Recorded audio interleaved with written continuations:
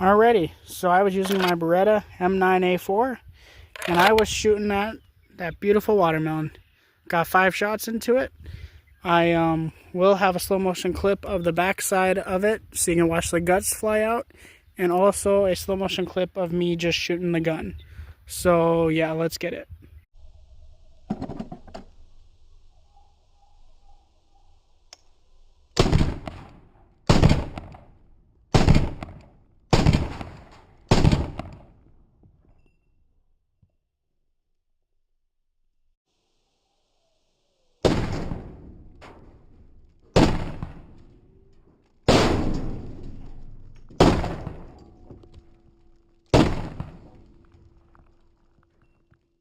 Well, I've got to say, that was freaking awesome.